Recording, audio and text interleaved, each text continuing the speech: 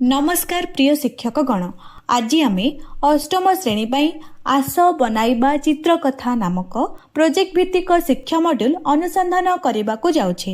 एही प्रोजेक्ट माध्यम छात्र छात्री माने एही अग्रणी प्रश्नर अनुसंधान करिवे। लोकं को प्रेरणा देबा पाई मु किपरि एक चित्रकथा प्रस्तुत करि परिबि। छात्र छात्री माने एही प्रोजेक्ट को करिबा पाई 4 दिन धरी प्रतिदिन स्कूल रे 40 मिनिट एवं स्कूल शेष हेबा परे 15 मिनिट समय व्यतीत करिवे। एही प्रोजेक्ट रे छात्र छात्री माने एक चित्रकथा प्रस्तुत करिवे जहा दर्शाए जे एक सकारात्मक कार्य किपरि एक संप्रदाय मध्यरे परिवर्तनर प्रभाव सृष्टि करि परिबो। विचार विमर्श दल योजना एवं चित्रण माध्यम छात्र छात्री माने एक कहानी विकसित करिवे एवं तरंग प्रभावर धारणा और सठिक व्याकरण व्यवहार को एकीकृत करी सेमानंकर चित्रकथा को डिजाइन करिवे। एही एक्टिविटी ओडिया पाठ्य पुस्तक पृष्ठा 83 रे थिबा दशहरा भेटी अध्याय को पुनरावृत्ति करिबारे सहाय्य करिवो। छात्र छात्री माने युव दर्शकों सम्मुखरे सेमानंकर चित्रकथा उपस्थापन करी आत्मविश्वास बढ़ाइबे एवं आकर्षणीय कहानी माध्यम शिक्षण शेयर करने सहित कार्य शेष करिवे। छात्र छात्री माने एथिसह मध्य किछि गुरुत्वपूर्ण 21st सेंचुरी स्किल्स विकास करिवे यथा क्रिटिकल थिंकिंग, कम्युनिकेशन, कोलैबोरेशन एवं क्रिएटिविटी। एही प्रोजेक्ट करिबा पई आपण माननको निम्नलिखित सामग्री आवश्यक हेबो यथा कागज, कलम बा पेंसिल, रंगीन पेंसिल, स्केच पेन बा क्रेयन्स। आसंतु एबे आमे 4 दिन रे एही प्रोजेक्ट रे कोन घटिबो ताहा बुझिबा।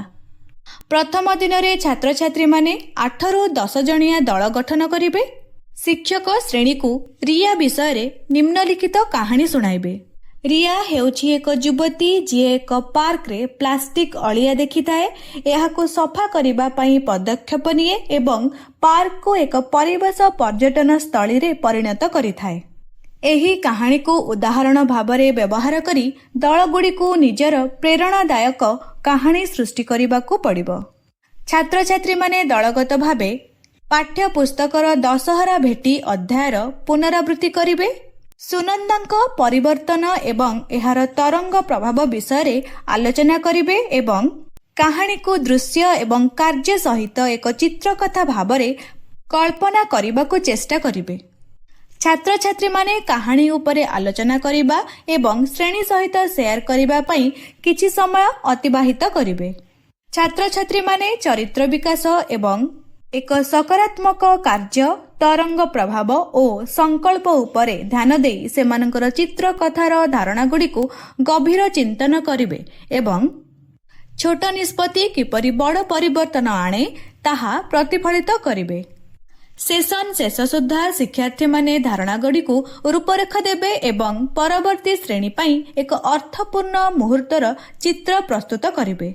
द्वितीय दिन रे सेशन टी छात्र छात्री मानक द्वारा कार्य, चित्र शेयर करिबा, धारणा आलोचना करिबा एवं विगत श्रेणीर तरंग प्रभाव उपरे प्रतिफलन करिबा सहित आरंभ हेबो। एहा परे छात्र छात्री माने सेमानकर चित्र कथारे कार्य वर्णना करुथिबा वाक्य प्रस्तुत करिबा पई वर्तमान, अतीत एवं भविष्यत सरल काल व्यवहार करी प्लॉट विकास अभ्यास करिवे। छात्र छात्री माने तरंग प्रभाव को अंतर्भुक्त करी एक स्पष्ट आरंभ, मध्य एवं शेष सहित चित्रकथा प्लॉट विकसित करिवे। तापरे सेमाने कहानी क्रम को स्केच करी 9 रु 10 फ्रेम लेआउट योजना करिवे। सेशन रो शेष सुधा छात्र छात्री माने एक स्पष्ट कहानी एवं रफ चित्रकथा लेआउट प्रस्तुत करिवे जहा सृजनशील भावरे कहानी कहिबा पई सहाय्य करिवो। तृतीय दिन रे छात्र छात्री माने कहानीर स्पष्टता, तरंग प्रभाव एवं योगदान उपरे ध्यान देई मतामत पाई सेमानंकर चित्रकथा प्लॉट एवं लेआउट अन्य एक दल को उपस्थापन करिवे। मतामत पाइबा परे छात्र छात्री माने एक प्रभावशाली लेआउट व्यवहार करिबा एवं एक आकर्षणीय दृश्य कहानी सृष्टि करिबा उपरे ध्यान देई सेमानंकर चित्रकथा को परिष्कार करिवे। दल गुडिक परस्पर सह आलोचना करी मतामत प्रदान करिवे जेमिति कि कहानीटी आकर्षणीय कि एहा कोन सकारात्मक परिवर्तन आड़कू नेउथिबा କାର୍ଯ୍ୟଗୁଡ଼ିକୁ ସ୍ପଷ୍ଟ ଭାବରେ ପ୍ରକାଶ କରୁଛି। କାହାଣୀକୁ ଆହୁରି ପ୍ରଭାବଶାଳୀ କିପରି କରାଯାଇପାରିବ? ସହଯୋଗ ସୁନିଶ୍ଚିତ କରିବା ପାଇଁ ଭୂମିକାଗୁଡ଼ିକୁ ନ୍ୟସ୍ତ କରାଯିବ। ଛାତ୍ରଛାତ୍ରୀମାନେ ସଠିକ୍ କାଳ ବ୍ୟବହାର କରି ଚରିତ୍ର ଏବଂ ଦୃଶ୍ୟ ଚିତ୍ରଣ, ବର୍ଣ୍ଣନା ଏବଂ ସଂଳାପ ଉପରେ ଧ୍ୟାନ ଦେବେ ଏବଂ କଥା ଫଟକା, ଭାବନା ଫଟକା ଏବଂ ଶବ୍ଦ ପ୍ରଭାବ ସହିତ କାହାଣୀ କଥନକୁ ଉନ୍ନତ କରିବେ। ସେସନ୍ ଶେଷ ହେବା ପର୍ଯ୍ୟନ୍ତ ଛାତ୍ରଛାତ୍ରୀମାନେ ଏକ ପ୍ରଭାବଶାଳୀ ଆଖ୍ୟା ସହିତ ଏକ ଜୀବନ୍ତ ଏବଂ ଆକର୍ଷଣୀୟ ଚିତ୍ରକଥା ପାଇବେ। ଚତୁର୍ଥ ଦିନରେ ସେସନ୍ଟି ଶେଷ ଚିତ୍ରକଥା ଆରେଞ୍ଜମେଣ୍ଟ ସହିତ ଆରମ୍ଭ ହେବ। ତାପରେ ଦଳଗୁଡ଼ିକ ଗୋଟିଏ ପ୍ରଶଂସନୀୟ ଦିଗ ଏବଂ ଗୋଟିଏ ପ୍ରେରଣାଦାୟକ ଧାରଣାକୁ ନୋଟ୍ କରିବା ପାଇଁ ଚିତ୍ରକଥା ଆଦାନ ପ୍ରଦାନ କରିବେ। ତାହାକୁ ପଢ଼ିବା ପରେ ଦଳଗୁଡ଼ିକ ନିଜ ଅବଜରଭେସନ୍ ଉପରେ ଆଲୋଚନା କରିବେ ଏବଂ ମତାମତ ସେୟାର ପାଇଁ ଜଣେ ଉପସ୍ଥାପକଙ୍କୁ ମନୋନୀତ କରିବେ, ଯାହା ସୃଜନଶୀଳତା, କାହାଣୀ କହିବା ଏବଂ ଚିତ୍ରକଥାରେ ଥିବା ତରଙ୍ଗ ପ୍ରଭାବକୁ ଉଲ୍ଲେଖ କରିବେ।